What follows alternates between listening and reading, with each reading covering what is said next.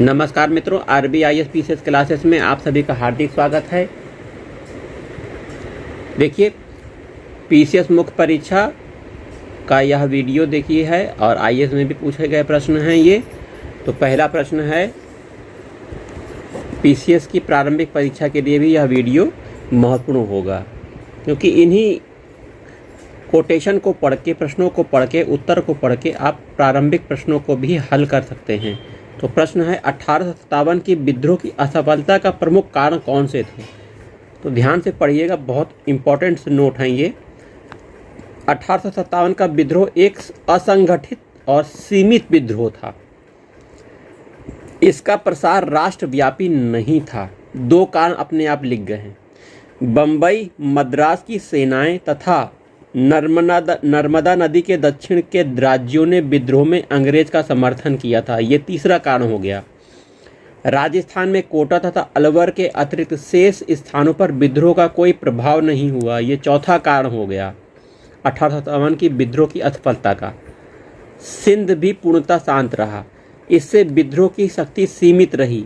यही नहीं, इस विद्रोह में राष्ट्रीय भावना का प्रायः अभाव था, क्योंकि भारतीय समाज के सभी वर्गों का सहयोग इस विद्रोह को नहीं मिल सका। सामंतवादी वर्गों में से एक वर्ग ने विद्रोह में सहयोग नहीं किया, परंतु पटियाला, जींद, ग्वालियर और हैदराबाद के राजाओं ने उल्टे विद्रोह को कुचलने में अंग्रेजों की सहायता और सहयोग किया। 1857 के इस विद्रोह के प्रति शिक्षित वर्ग पूर्ण रूप से उदासीन रहे। यदि इस वर्ग ने अपने लेखों और भाषणों द्वारा लोगों में उत्साह का संचार किया होता तो संभवतः विद्रोह का परिणाम कुछ और होता। विद्रोहियों के पास अच्छे साधन और धन का अभाव भी विद्रोह की असफलता का कारण रहा। अंग्रेजी अस्त्र शस्त्र के समक्ष भारतीय अस्त्र शस्त्र बौने साबित हो गए। विद्रोहियों में अनुभव, संगठन क्षमता और मिलकर कार्य करने की शक्ति की कमी भी थी। सैनिक दुर्बलताओं का विद्रोह की असफलता में महत्वपूर्ण योगदान रहा। बहादुर शाह जफर एवं नाना साहब कुशल संगठनकर्ता अवश्य थे, पर उनमें सैन्य नेतृत्व की क्षमता की कमी थी। दूसरी ओर अंग्रेजी सेना के पास लॉरेंस बंधु, निकलसन, हैवलॉक, आउट्रम एवं एडवर्ड्स जैसे कुशल सेनानायक थे। वृद्ध मुगल सम्राट बहादुर शाह जफर विद्रोहियों को उस ढंग से नेतृत्व नहीं कर सके जिस तरह के नेतृत्व तत्कालीन परिस्थितियों में आवश्यकता होती है। तो विद्रोहियों के पास ठोस लक्ष्य और स्पष्ट योजना का अभाव था। उन्हें अगले क्षण क्या करना होगा यह निश्चित नहीं था। वे मात्र भावावेश तथा परिस्थितिवश आगे बढ़े जा रहे थे। आवागमन एवं संचार के आधुनिक साधनों पर अंग्रेजों का अधिकार था। इन साधनों के उपयोग से अंग्रेजों को विद्रोह दबाने में काफ़ी सहायता मिली। इस प्रकार आवागमन और संचार के साधनों ने भी इस विद्रोह को असफल करने में सहयोग दिया। तो ये देखिए, क्वेश्चन हो गया 1857 की विद्रोह की असफलता के कारण। बहुत ही सटीक आंसर दिया गया है, बार बार पढ़िएगा। दूसरा प्रश्न भी आपको हम दे देते हैं। रैयतवाड़ी व्यवस्था से आप क्या समझते हो? यह प्रश्न पूछा गया, तो आप क्या उत्तर दोगे? उत्तर ये दोगे, एक देखिए, रैयतवाड़ी व्यवस्था अंग्रेजों द्वारा लागू की गई भू राजस्व वसूली की एक व्यवस्था थी। इस व्यवस्था में प्रत्येक पंजीकृत भूमिदार भूमि का स्वामी होता था। वही सरकार को लगान देने के लिए उत्तरदायी होता था। उसके पास भूमि को रेहन रखने और बेचने का अधिकार होता था। भूमि कर न देने पर उसे भू स्वामित्व के अधिकार से वंचित होना पड़ता था। इस व्यवस्था के अंतर्गत सरकार ने रैयत से सीधा संपर्क होता था। रैयतवाड़ी व्यवस्था को मद्रास, बम्बई एवं असम के अधिकांश भागों में लागू किया गया था। पहली रैयतवाड़ी भूमि कर व्यवस्था को 1792 मद्रास के 12 महल जिले में लागू किया गया। मद्रास के गवर्नर टॉमस मुनरो ने कुल उपज के तीसरे भाग को भूमि कर का आधार मान मद्रास में इस व्यवस्था को लागू किया। मद्रास में यह व्यवस्था लगभग 30 वर्ष तक लागू रही। इस व्यवस्था में सुधार के अंतर्गत 1855 में भूमि की पैमाइश तथा उर्वरा शक्ति के आधार पर कुल उपज का 30% भाग लगान के रूप में निर्धारित किया गया। बम्बई में 1835 में लेफ्टिनेंट बिगनेट के भूमि सर्वेक्षण के आधार पर रैयतवाड़ी व्यवस्था लागू की गई। इसमें भूमि की उपज की आधी मात्रा सरकारी लगान के रूप में निश्चित की गई। बाद में इसे 66% से 100% बढ़ा दिया गया। बम्बई की रैयतवाड़ी पद्धति अधिक लगान की अनिश्चितता जैसे दोषों से युक्त थी। किसानों को इस व्यवस्था में अधिक लगान लिए जाने के विरुद्ध न्यायालय में जाने की अनुमति भी नहीं थी। ईस्ट इंडिया कंपनी की भूमि कर की इस नई प्रणाली का परिणाम भारतीय अर्थव्यवस्था के लिए बड़ा भयानक रहा। धीरे धीरे भारतीय ग्रामीण अर्थव्यवस्था भारतीय कृषि का रूप बदलने लगा। अब उत्पादन के लिए ऐसे साधन प्रयोग में लाए जाने लगे जिसमें धन की आवश्यकता पड़ती थी। इससे मुद्रा अर्थव्यवस्था और कृषि के वाणिज्यीकरण को प्रोत्साहन भी मिला। आइए अगला प्रश्न आपके सामने ये रहा। गांधी दर्शन के संदर्भ में सत्याग्रह और असहयोग का अर्थ स्पष्ट करते हुए व्याख्या करनी है। तो गांधी दर्शन हमें के संदर्भ में सत्याग्रह और असहयोग का अर्थ स्पष्ट करना है।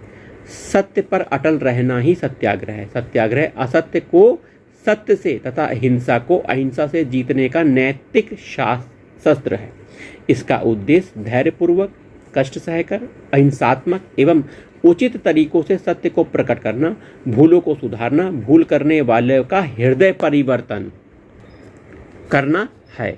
सत्याग्रह एक सरल किंतु अचूक उपाय है। सत्याग्रही संसार के सम्मुख अपने उद्देश्यों की शुद्धता और अपनी मांग का औचित्य सिद्ध करने के लिए कष्ट झेलने बल्कि प्राण उत्सर्ग करने को सदा तत्पर रहता है। ये गांधी जी के वाक्य हैं। 2 सितंबर 1917 को गांधी जी ने सत्याग्रह का अर्थ स्पष्ट करते हुए कहा था कि सत्याग्रह शारीरिक शक्ति नहीं है, यह एक आत्मबल है। आत्मा का सार तत्व सत्य है, अतः यह शक्ति सत्याग्रह कहलाती है जिसमें ज्ञान और प्रेम की लौ उजागर रहती है। यदि कोई अज्ञानवश हमें कष्ट देता है तो हम उसे प्रेम से जीतेंगे, यही सत्याग्रह है। गांधी जी का साध्य और साधन की एक रूपता में विश्वास था। उनका मानना था कि स्थायी अच्छाई कभी भी अनैतिक साधनों से प्राप्त नहीं की जा सकती। साध्य करने के लिए साधन सदैव उचित और नैतिक होने चाहिए। अहिंसा सत्याग्रह की व्यवहारिक अभिव्यक्ति है, अतः सत्याग्रह पूर्ण हिंसा का विरोध करता है क्योंकि हिंसा अनैतिक है। सत्याग्रह वह साधन है जिसका सत्याग्रही उन कानूनों तथा समाज में व्याप्त प्रथाओं के विरोध के लिए प्रयोग किया जा सकता है जिसके निर्माण में उसकी स्वीकृति नहीं ली गई या वह अपनी आत्मा के विरुद्ध समझता है। जन आंदोलन के रूप में सत्याग्रह में हड़ताल, उपवास, धरना, प्रार्थना सभाएं, असहयोग, नागरिक अवज्ञा, पद यात्राएं आदि शामिल हैं, किंतु इन सब का अहिंसात्मक होना बहुत जरूरी है। गांधी जी ने एक बार कहा था कि मैंने भारतीय आंदोलन को सत्याग्रह नाम दिया है क्योंकि यह वह शक्ति है जो सत्य, प्रेम तथा अहिंसा पर आधारित है। स्वतंत्रता प्राप्ति के राजनीतिक साधनों में गांधी जी के विचारों में सत्याग्रह, अहिंसा, असहयोग, सविनय अवज्ञा आधारभूत थे। उनके अनुसार ये चारों तत्व अभिन्न हैं। सत्याग्रह सत्य की निरंतर खोज है, सत्य को प्राप्त करने का दृढ़ निश्चय है। अहिंसा साधन है, सत्य साध्य है। असहयोग और सविनय अवज्ञा सत्याग्रह से ही प्रस्फुटित हुए हैं और ये कुशासन का विरोध करने के तरीके हैं। असहयोग से तात्पर्य यह है कि सरकार यदि जनता की आकांक्षाओं के अनुरूप कार्य नहीं करती है तो जनता के कष्टों और शिकायतों को दूर करने का प्रयास नहीं करती है या फिर जनता के अनुसार भ्रष्ट हो चुकी है तो उसके साथ सहयोग न करना, ये असहयोग है। बुराई करने वाला भी बुराई सहने वाले के सहयोग के बिना सफल नहीं हो सकता।